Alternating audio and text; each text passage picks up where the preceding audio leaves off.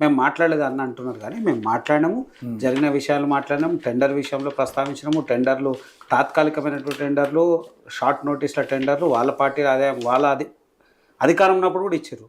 తర్వాత BRS party అధికారంలో ఉన్నప్పుడు కూడా పదే పదే ఒకే కంపెనీకి టెండర్లు ఎట్లా వస్తున్నాయి?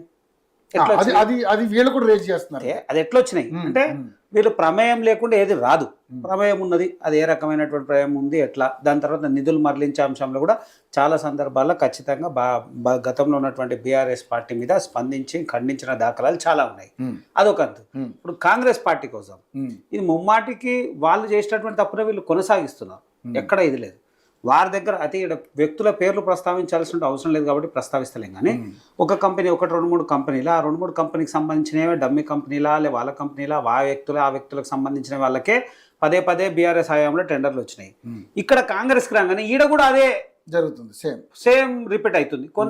కొన్ని కంపెనీలు కొంతమంది పేర్లకు వాళ్ళకి వస్తుంది సేమ్ అదే. వీళ్ళు కూడా short time tender, short time notice అంటే ప్రజలకు తెలియనియారు, టెండర్లో తెలిసే విషయాన్ని అందరికి తెలియనియారు, ఎవరు పార్టిసిపేట్ చేయలేరు, తెలియకుండా షార్ట్ నోటీస్లోనే వాళ్ళు వచ్చేస్తారు, షార్ట్ నోటీస్లో చూసుకుంటారు, టెండర్ అయిపోతుంది, ఇది అయిపోతుంది. ప్లస్ టెండర్లు వాళ్ళ దాంట్లో కన్నా వీళ్ళ దాంట్లో ఇంకెక్కువ, ప్లస్ టెండర్ల రేట్ల ఎక్కువ, అత్యధికం రేట్లతో కూడా కొంటున్నారు, అయిపోయాయి. అంటే ఇదంతా ప్రభుత్వం జరుగుతలేదా అంటే పక్క తెలిసే జరుగుతుంది. మళ్ళీ ఇందులో కోణం ఇందాక గౌతమ్ ప్రసాద్ గారు మాట్లాడుతూ లేదా కార్తిక్ గారు మాట్లాడుతూ 49% వాటా, కేంద్రంది 49% వాటా ఉన్నా వాడు తెచ్చినటువంటి నిబంధనలు పూర్తిగా చూడండి, పూర్తి నిర్వహణ బాధ్యతలు పూర్తి రాష్ట్ర ప్రభుత్వందే తప్ప కేంద్రంది లేదు. కేంద్రంలో ఎందుకంటే ఈ రాష్ట్రంలో ఉన్నటువంటి 51% భాగం ఉంది కాబట్టి పూర్తి నిర్వహణ బాధ్యత వారి పక్షాన్నే ఉంది. ఉన్నది అంత మాత్రాన అవినీతి జరుగుతుంది. మేము ఒకవేళ లేదు చేయదంటే కేంద్రం ఉన్నటువంటి నిబంధనలు రాష్ట్రం సంబంధించిన కూడా కేంద్రం ఉన్నటువంటి నిబంధనలన్నీ వేరుంటే, ఆ నిబంధనల ప్రకారం తీసుకున్నటువంటి టెండర్ ఉంటే అదంతా పూర్తి స్థాయి ఆచరణ వేరుంటుంది. అట్లా లేకుండా వీళ్ళకి అనుకూలమైనటువంటి పరిస్థితులు ఉన్నాయి కాబట్టి, అనుకూలమైనటువంటి అంశాలు జరుగుతున్నాయి కాబట్టి అట్లా జరుపుకుంటూ వచ్చినాయి తప్ప ఇక్కడ ఎక్కడా కూడా లేదు. అలాగే నేను చాలా సందర్భాల్లో చెప్తా ఉన్నాను, మనము అయితే ఇక్కడ టెండర్లు కూడా నేను కూడా ఇందాక కొన్ని దాంట్లో వెబ్సైట్లో దాంట్లో చూసిన వాళ్ళు వీళ్ళు మాట్లాడుతుంటే కూడా ఈ టెండర్ ప్రక్రియలో కూడా ఎట్లుంటుంది, జరుగుతున్నది ఏంటి, అసలు జరగబోయేది అంశం ఏంటి అని అంటే, ఎవరైతే టెండర్ తీసుకున్నారో వాళ్ళు కూడా చేసిన దాఖలాలు మళ్ళా సబ్ టెండర్ అంటే అది కూడా విరుద్ధమే. ఏదైతే నియమావళి ఉందో సింగరేణి ఉన్నటువంటి పాలసీ మ్యాటర్ కూడా వాళ్ళు డ్యామేజ్ చేస్తున్నారు. ఎట్లా వీళ్ళ అనుకూలమైనటువంటి అంశం. ఈడ డబ్బే ధ్యేయంగా తప్ప ఇంకోట్లేదు. తర్వాత లాభాల్లో ఉన్నది కాబట్టి ఇదంతా వీళ్ళ వైపు ఉన్నది. ఒకవేళ నష్టాలు ఉన్నటువంటి పరిస్థితులు ఉంటే వీళ్ళు ఎవరు పట్టించుకోకపోతే కదా, గత ప్రభుత్వమైనా ఈ ప్రభుత్వమైనా. ఇక్కడ మేము ఏం చెప్తున్నాం అంటే పారదర్శకంగా జరగాల్సినటువంటి పని జరుగుతలేదు. వీళ్ళ అనుకూలమైనటువంటి వ్యక్తులకే పదే పదే టెండర్లు వస్తూ ఉన్నాయి. గత ప్రభుత్వంలో వచ్చినాయి, ఈ ప్రభుత్వంలో వచ్చినాయి. వస్తున్నాయి ఏంటి అంటే వీళ్ళు డబ్బే ధ్యేయంగా లక్ష్యంగా పనిచేస్తున్నటువంటి పార్టీలు తప్ప ఎక్కడ కూడా ప్రజాస్వామ్యం కానీ ఆ సింగరేణి ఉన్నటువంటి కార్మికుల రక్తం చెమటని వాళ్ళు పూర్తిగా దుర్వినియోగం చేస్తున్నారు. అనేక సందర్భాలు జరిగినాయి.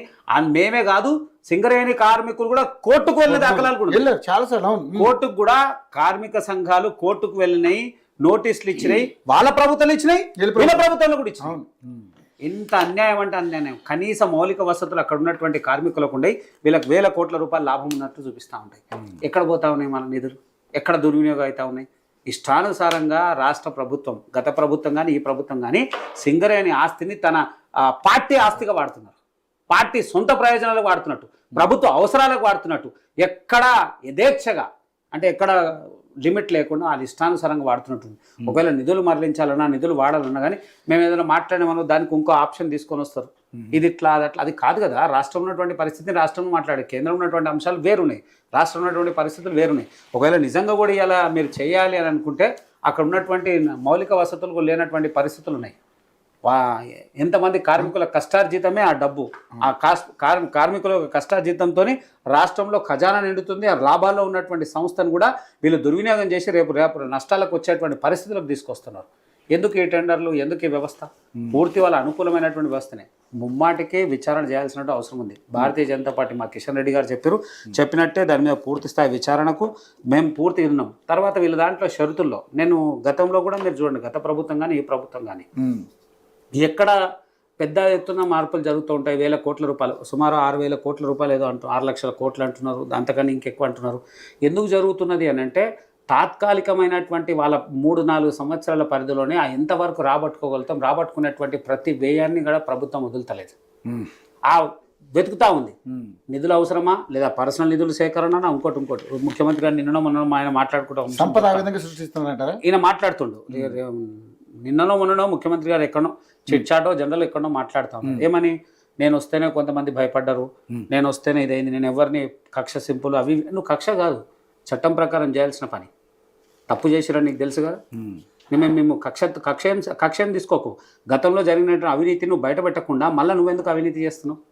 ఇలా నీ ప్రభుత్వంలో సింగరేణి మీద ఎందుకు వస్తా ఉన్నాయి? అవసరం ఏముంది? ఆరోపణలు వచ్చే పరిస్థితి. నువ్వు అన్నావుగా నాకేం అవసరం లేదు, నేనేం లేదు, నాకు ఇంతకన్నా పెద్దగా ఏం చేసేలేదు, ఖచ్చితంగా నేను తెలంగాణ ప్రజల కోసమే చేస్తా, తెలంగాణ ప్రజల కోసమే తప్ప నేను నా వ్యక్తిగతంగా ఏమి లేదన్న. మరి వేదు లేనప్పుడు ప్రతి అంశంలో ప్రతి శాఖలో ఎందుకు ఆరోపణలు వస్తా ఉన్నాయి?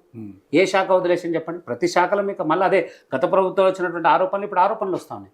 ఆరోపణలు రాకుండా చూడాల్సినటువంటి బాధ్యత రాష్ట్ర ప్రభుత్వంలో ఉన్నటువంటి ముఖ్యమంత్రి నీ పైన ఉంది. కానీ దాన్ని కూడా తప్పు చేసి ఇంకేదో మాట్లాడి ఇంకేదో చేసేటువంటి పరిస్థితులు. బట్టి విక్రమార్గాన్ని కాదు, ఇలా రాష్ట్ర ప్రభుత్వం టార్గెట్ చేస్తున్నారు రేవంత్ రెడ్డి గారు అంటూ కూడా రకరకాల కథనాలు, రకరకాల వార్తలు. అయితే ఇక్కడ రవి గారు ఇక్కడ మనం మొదటి నుంచి కూడా మీరు అబ్జర్వ్ చేయండి. ఎందుకంటే ఈయన మీద సరైన రిపోర్టు అధిష్టానం దగ్గర లేదు.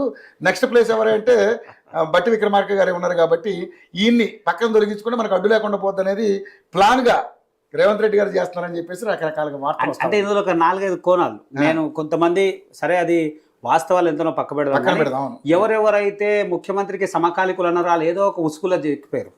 కోమటిరెడ్డి వెంకటరెడ్డి ముందు పొంగులేటి శ్రీనివాసరెడ్డి కూడా ఎంక్వైరీ పడ్డది. కోమటిరెడ్డి వెంకటరెడ్డి ఏడ స్టాప్ కావాలి ఆడ స్టాప్, బట్టి విక్రమార్ ఏడ స్టాప్ కావాలి ఆడ, పొంగులేటి ఏడ స్టాప్ కావాలి ఆడ స్టాప్ అవుతుంది. అంటే ఇదంతా కూడా ఆయనే చేస్తున్నాను కాదు, అది యాదృచ్ఛికంగా జరుగుతుందా ఎట్లా జరుగుతుందా ఏం సంగతి జరుగుతుంది.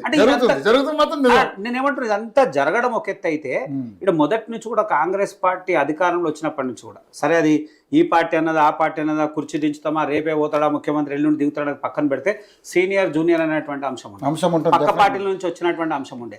దానికి తోడు ఏమైపోయింది, కాంగ్రెస్ పార్టీ అంతా ఒకటైతే రేవంత్ రెడ్డి ఒకటి అనేటువంటి అంశాన్ని కూడా చాలా సార్లు తెర ముందుకు వచ్చినాయి. ఒకనొక సందర్భంలో ఇప్పటికి ధోరణి అని కలుపుకుని పోవడని రకరకాలు వచ్చినాయి. అయితే ఇప్పటికిప్పటికి కూడా వీళ్ళ పార్టీ అధినాయకులు కేంద్రం వాళ్ళ పార్టీ పంపించిన వాళ్ళని ఆవిడ కూడా ఏమంటుంది, రాష్ట్రంలో నేను నెగలలేను, ఈ రాష్ట్రంలో ఉండలేనటువంటి పరిస్థితులు ఆవి కూడా వెళ్ళకుపుచ్చుకున్నటువంటి పరిస్థితులు నేను కొంతమంది మాట్లాడుతున్నారు. అంటే ఇట్లా పూర్తి వాస్తవ విషయాలు చూస్తూ ఉంటే గత ప్రభుత్వంలో అనేకమైన ఆరోపణలు వచ్చినాయి. మీ దగ్గరకు వచ్చినాక ఎందుకు ఆగకుండా ఉన్నాయి? మళ్ళీ అవే ఆరోపణలు వస్తున్నాయి. అంటే జరుగుతుంది కదా, ఏది లేని అంశం లేని ఏం లేని ఇంతగానో మాట్లాడాల్సిన అవసరం ఉండదు కదా. తప్పకుండా అవినీతికి మరొకసారి కాంగ్రెస్ పార్టీ పూనుకొని ఉన్నది. అవంతా రాను పరిస్థితి ఉంది. మళ్ళీ వీళ్ళు మాట్లాడితే ఆయన మొన్న ఫోన్ టాపింగ్ విషయం చెప్పిండు, ఈయనకు నోటీస్ ఆయనకు నోటీస్. నేను ఏమంటున్నా, ఉన్నదా లేదా అని పక్కన పెడితే అది అయ్యిందా కాలేదా ఉన్నదా చెప్పాలి. ఖచ్చితంగా జరిగిన నువ్వే చెప్పినావు కదా, జరిగింది అన్నప్పుడు మళ్ళీ దాన్ని ఎందుకు పక్కన పెట్టేటువంటి పరిస్థితి? ఈ కార్ రేస్ విషయంలో అట్లనే చేస్తాను, కాళేశ్వరం విషయంలో అట్లనే అంటాను, అనేక స్కామ్ విషయంలో అట్లనే ఉంటాను. సందర్భం రాగానే కేంద్రం జోక్యం చేసుకోవాలంటున్నావు, కేంద్రం సంబంధం అంటున్నావు, మళ్ళీ కోర్టు అంటున్నావు. వీళ్ళు ఇక్కడ మాట్లాడిన వాడు కోర్టు అంటున్నాడు. సంబంధం లేకన్నా ముందు హరీష్ రావు వెళ్ళిపోతాడు కోర్టుకు, నాకు సంబంధం లేదంటాడు. అంతకుముందు కేసీఆర్ గారు పోతారు, ఏమని ఆ విచారణ ఆపేయాలి, ఆ విచారణ అధికారి ఆయన కాదు అని అంటాడు. అంటే వీళ్ళిద్దరు కూడా ఒకరినొకరిని ప్రత్యక్షంగా పరోక్షంగా ప్రతిసారి కాపాడుకుంటూ వస్తున్నారు. అది మళ్ళీ చెప్పుకోవడానికి ప్రజల్లో మాట్లాడడానికి అనేక విషయాలు ఉన్నాయి కానీ పరస్పరంగా కాపాడుకుంటున్నారు. విశ్లేషకుడు గారు మాట్లాడే